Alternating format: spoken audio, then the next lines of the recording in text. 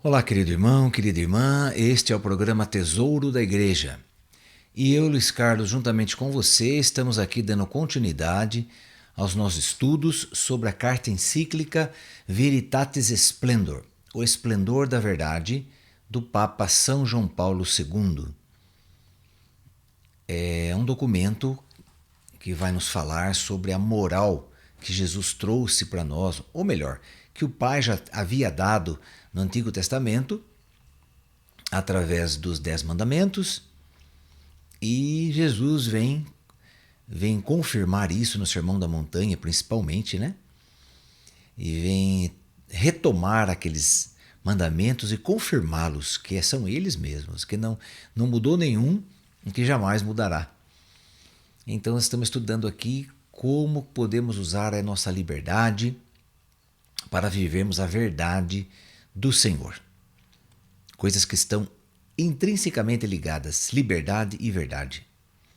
Estamos aqui no terceiro capítulo deste documento, que tem como título Para não se desvirtuar a cruz de Cristo. O subtítulo é O bem moral para a vida da Igreja e do mundo. E hoje vamos entrar a partir do parágrafo número 88, pensando aqui, refletindo sobre um versículo que diz caminhar na luz, que está em primeira carta de João, capítulo 1, versículo 7. São João vai falar para nós caminharmos na luz. Aquele que caminha na luz enxerga onde pisa, né? Então é diferente daquele que caminha nas trevas. Pois então, vamos ver isso daqui agora. A contraposição. Mas a radical separação entre liberdade e verdade é consequência, manifestação e realização de uma outra dicotomia mais grave e perniciosa, a que separa a fé da moral. Então ele começa aqui dizendo que a contraposição entre liberdade e verdade, né, a contraposição, quer dizer, vamos colocar uma contra a outra? Não tem como fazer isso. A não ser que eu queira inventar alguma coisa para colocar liberdade e a verdade de Cristo. Eu vou criando, como eu já disse em outros programas, vou criando situações para eu viver o que eu quero.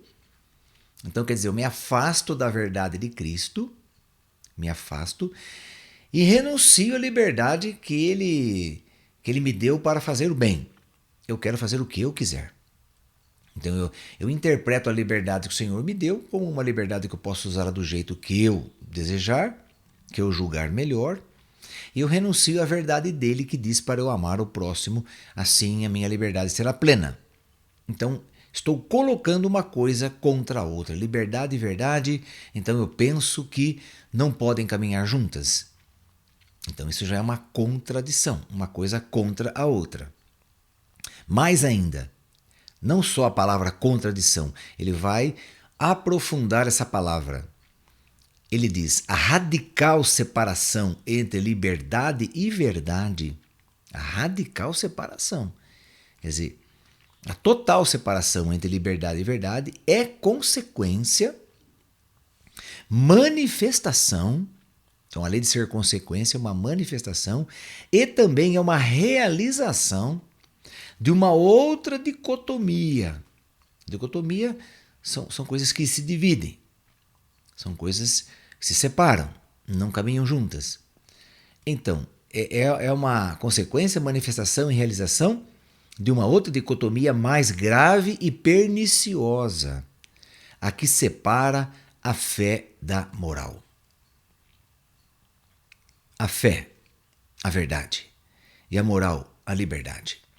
Então, se eu separar a fé da moral, quer dizer, como que eu vou viver a minha fé? Vou viver segundo a moral que o Senhor me deu nos 10 mandamentos e Jesus confirmou no Sermão da Montanha. Então, eu vou viver a fé de acordo com isso. Então, aí sim, as duas coisas não se contrapõem, pelo contrário, se unem, se fortalecem e me forma um verdadeiro cristão.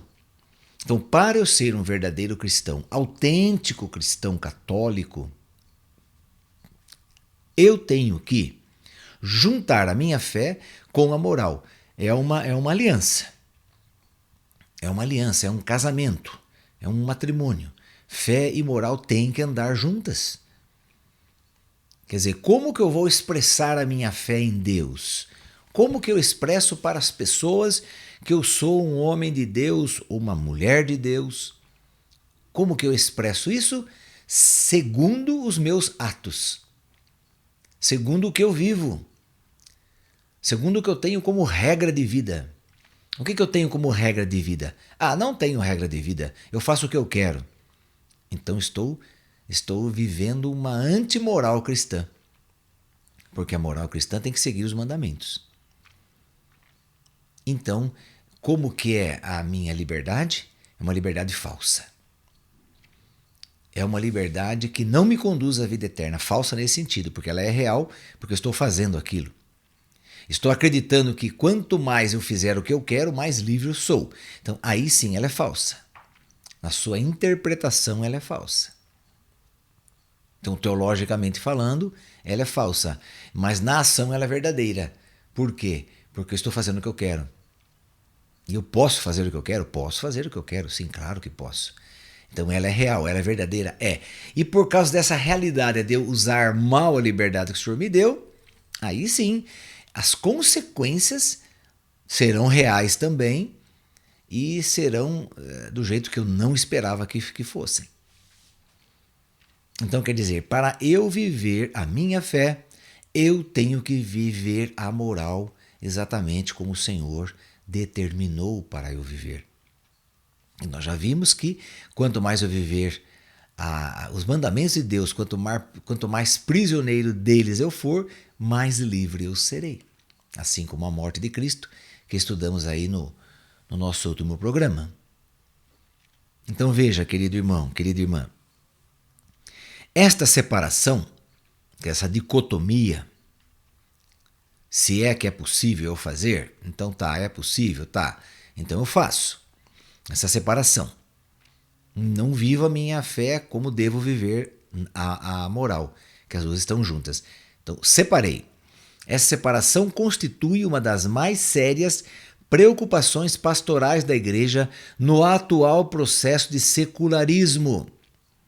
Atual processo de secularismo. O que é o mundo secular? É o mundo sem Deus. O mundo sem Deus. O mundo que as pessoas querem viver o prazer, querem viver, estão confundindo a sua liberdade em fazer o que querem e não o que Deus quer. Então quer dizer, a sua realização está em fazer o que a pessoa quer, sem saber o que Deus pensa, o que Deus deseja, o que a igreja ensina. Não quero saber nada disso. Então aí está, secular é eu viver sem Deus. Então a minha vida é eu me basto, eu me realizo comigo mesmo, eu não preciso de ninguém, sou autossuficiente, etc. Então sim, esse é o mundo secular. Mundo que vive o prazer extremamente da carne, do poder, da corrupção, do desejo de ser maior do que o outro, melhor do que o outro, de pisar no outro, de puxar o tapete do outro. Enfim, todas essas situações. Então, repetindo, né? Essa separação constitui uma das mais sérias preocupações pastorais da igreja no atual processo de secularismo, onde tantos, demasiados homens pensam e vivem como se Deus não existisse. Então, mundo secular, mundo sem Deus. Encontramos-nos diante de uma mentalidade que atinge frequentemente, de modo profundo, vasto e capilar, as atitudes e os comportamentos dos cristãos, cuja fé se debilita e perde a própria originalidade de novo critério interpretativo e operativo para a existência pessoal, familiar e social. Bem, é isso que eu estava dizendo agora há pouco. Essa mentalidade, então, vai atingir, né, de um modo profundo, vasto e capilar, o quê? As atitudes e os comportamentos dos cristãos. Então, há cristãos que vivem mal? Sim, há cristãos que vivem mal, porque não acolhem o verdadeiro bem, não acolhe o evangelho como deveria acolher. Escuta, entra por um ouvido e sai pelo outro, né? Uma expressão tão antiga, mas ela é real. Tanta gente escuta o evangelho, mas não vive o evangelho. Nem procura viver. Eu e você, pelo menos, estamos tentando viver o evangelho, estamos procurando viver. É difícil? Sim, é muito difícil. Claro que é difícil, não é fácil nós renunciarmos a pecado que nós gostamos de fazer, né? Está dentro de nós esse desejo de fazer as coisas erradas, então isso está em nós. É preciso muita força, muita coragem para renunciar a tudo isso e buscar amar o outro, que é tão difícil de eu amar o outro, porque o outro não é o que eu esperava, não é o que eu queria como amigo, como irmão, como familiar. Então é difícil amar o outro, sim, claro que é. Mas aí que está o grande desafio do Senhor. Na verdade, os critérios de juízo e de escolha assumidos pelos mesmos crentes apresentam-se frequentemente no contexto de uma cultura amplamente descristianizada. Sem Cristo, descristianizada. Sem Jesus Cristo. Como alheios ou mesmo até contrapostos aos do Evangelho. Alheios ao Evangelho ou até contrapostos a ele. Quer dizer, já ou eu não sei do Evangelho ou sabendo eu me coloco contra ele. Há cristãos assim? O Papa está dizendo que sim, que há cristãos dessa forma. Há cristãos que não vivem o Evangelho, que não buscam viver, ou que nem tentam. Pelo menos nós aqui estamos tentando, vamos ser bem claros, né? Vamos ser coerentes. Nós estamos tentando seguir Jesus, não é verdade? Não sei aí a que ponto você já chegou de seguir Jesus. Eu ainda estou engatinhando aqui, né? Mas eu estou tentando. Estou buscando. Em meio a tantas dificuldades que eu tenho, mas estou tentando buscar. E viver. Urge então que os cristãos redescubram a novidade da sua fé e a sua força de discernimento diante da cultura predominante e insinuativa. Se outroras éreis trevas, admoesta o apóstolo Paulo, agora sois luz no Senhor. Comportai-vos como filhos da luz, porque o fruto da luz consiste na bondade, na justiça e na verdade. Procurai o que é agradável ao Senhor, e não participeis das obras infrutuosas das trevas, quer dizer, obras que não dão frutos. Pelo contrário, condenai-as abertamente. Isso está em Efésios 5, 8 seguintes. Cuidai, pois, irmãos, em andar com prudência, não como insensatos, mas com circunspecção, aproveitando o tempo, pois os dias são maus. 1 Tessalonicenses 5, também capítulo 5, versículo 4. Urge então recuperar e repropor o verdadeiro rosto da fé cristã, que não é simplesmente um conjunto de proposições a serem acolhidas e ratificadas com a mente. Não é só isso. Não é simplesmente isso. Trata-se antes de um conhecimento existencial de Cristo. Quer dizer, de conhecer Cristo, quer dizer, ser íntimo dele, de estar com ele, de viver ele, viver Cristo. Uma memória viva dos seus mandamentos. Quer dizer, você ser uma memória viva. Você ser alguém que vive os mandamentos e se tornando uma memória viva, você se torna um exemplo para os outros. Uma verdade a ser vivida. Então aí está A moral cristã, os mandamentos, é uma verdade a ser vivida. Aliás, uma palavra só é verdadeiramente acolhida quando se traduz em atos, quando é posta em prática. A fé é uma decisão que compromete toda a existência. Então, a fé é uma decisão.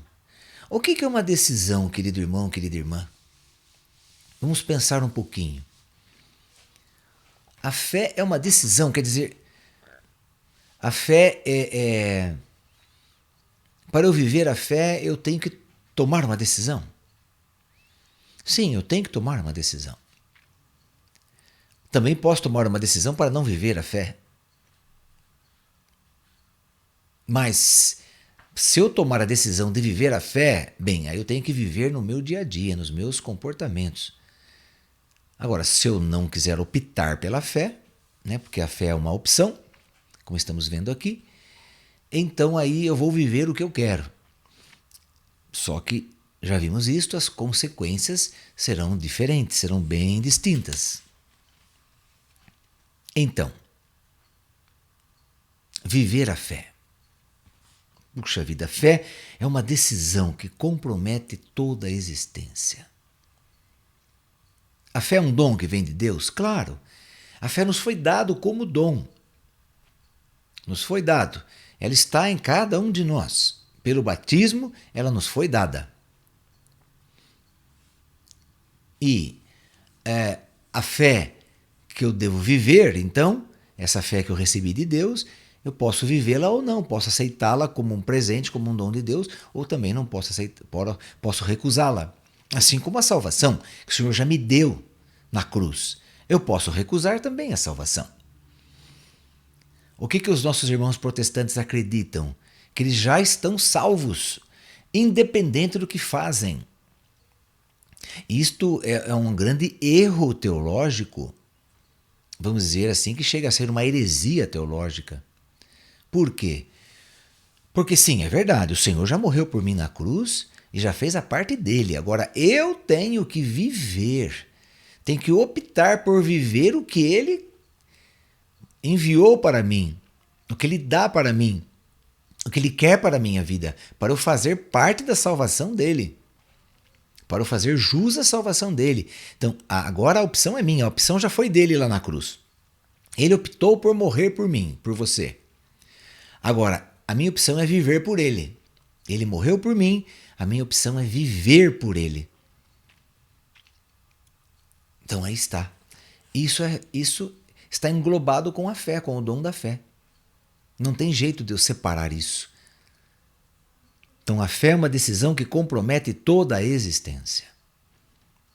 É encontro, é diálogo, é comunhão de amor e de vida do crente. Crente é aquele que acredita, né? Do crente com Jesus Cristo, caminho, verdade e vida. Comporta um ato de intimidade e abandono a Cristo, fazendo-nos viver como ele viveu, ou seja, no amor pleno a Deus e aos irmãos. A fé possui também um conteúdo moral. Dá origem e exige um compromisso coerente de vida. Comporta e aperfeiçoa o acolhimento e a observância dos mandamentos divinos. Como escreve o evangelista João, Deus é luz e nele não há trevas.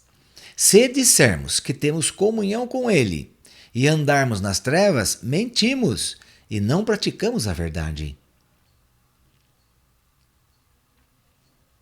E sabemos que o conhecemos por isto, 2 pontos, se guardarmos os seus mandamentos.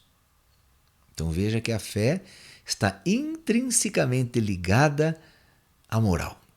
Fé e moral andam juntas, não se separam. Aquele que diz conhecê-lo, continuando aqui o apóstolo João, aquele que diz conhecê-lo e não guarda os seus mandamentos, quer dizer, não vive os seus mandamentos, é mentiroso e a verdade não está nele. Veja por que fé e verdade andam juntas. Porque se eu não viver os mandamentos, eu sou mentiroso. Quando eu digo que sou de Deus. Mas quem guarda a sua palavra, quer dizer, quem guarda os seus mandamentos que estão na sua palavra. Nesse o amor de Deus é verdadeiramente perfeito e por isso conhecemos que estamos nele. Aquele que diz que está nele deve também andar como ele andou. 1 de João, capítulo 1, versículo de 5 a 6, e depois capítulo 2, de 3 a 6. Através da vida moral, a fé torna-se confissão.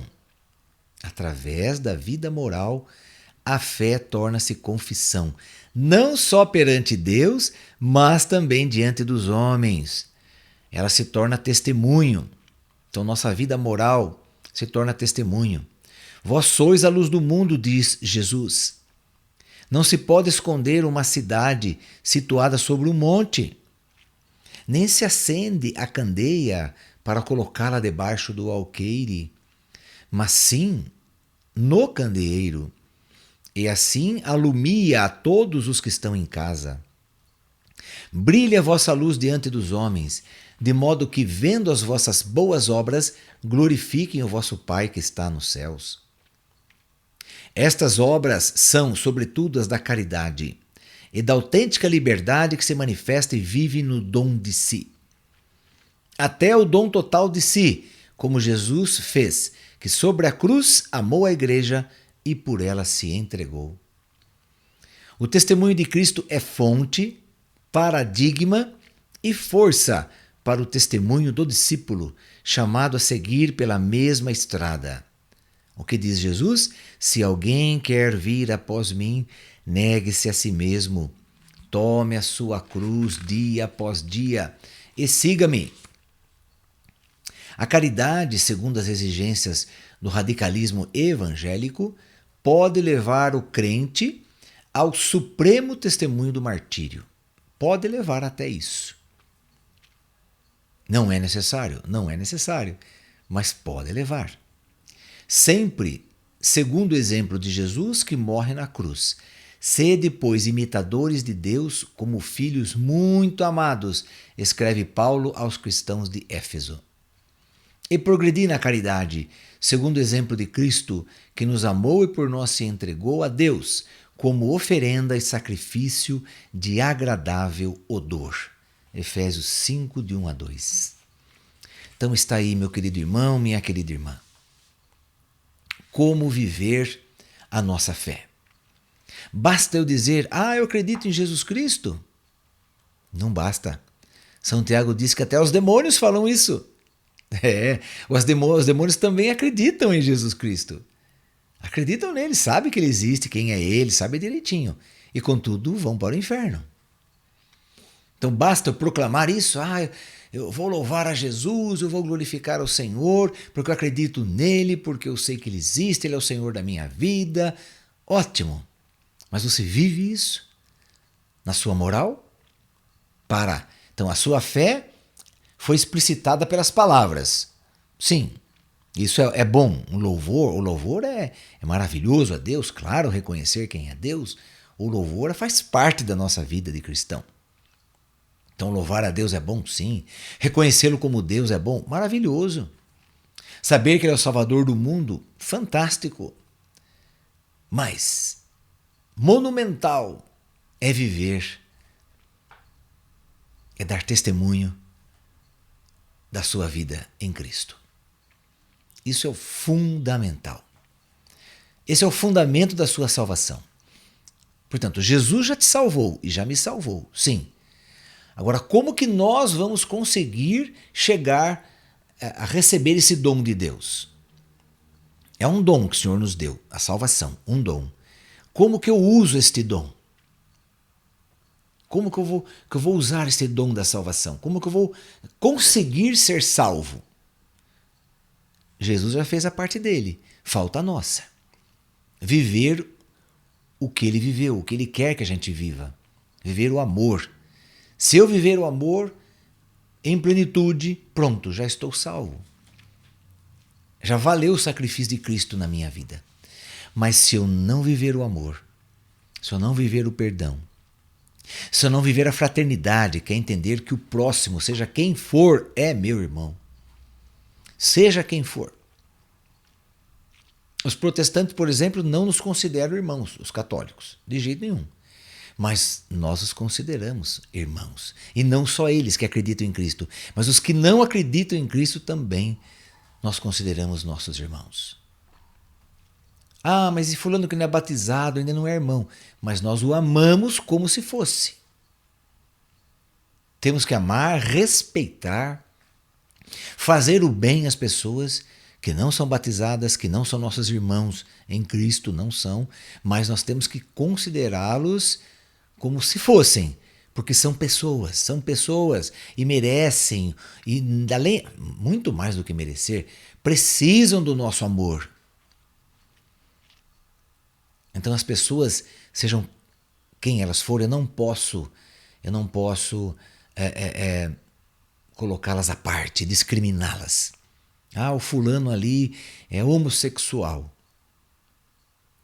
Ele precisa do meu amor, não importa que ele seja isso. Ah, o fulano ali é assassino, matou fulano lá. Ok, é assassino, matou, tudo bem, mas ele precisa do meu amor. Então não posso discriminar ninguém pelo que a pessoa é ou pelo que a pessoa fez. Não importa para mim o que a pessoa é ou o que a pessoa fez. É assim que o Senhor ensina. Eu tenho que amá-la, respeitá-la e procurar fazer o bem àquela pessoa. Mesmo que ela faça o mal, eu tenho que fazer o bem. Esta é a fé que o Senhor quer que a gente viva. É difícil? Muito difícil. Muito difícil mesmo. Mas Ele nos dá condições para viver. Condições. Nos dá toda a força necessária, toda a graça. Tudo Ele nos dá para usarmos dessa força, dessa graça que é dele em favor do próximo. Eu sei que é difícil entender isso e aceitar isso de uma vez assim, só como estamos falando aqui. Mas aos poucos vamos sim abrindo. O que é importante é abrir o nosso coração para tudo isso que está acontecendo através desses ensinamentos do Santo Padre. Eu abro o meu coração porque preciso entender e acolher isso e viver isso. E você que está ouvindo, participando também aqui comigo, deve fazer da mesma forma. Ok, querido irmão, querida irmã?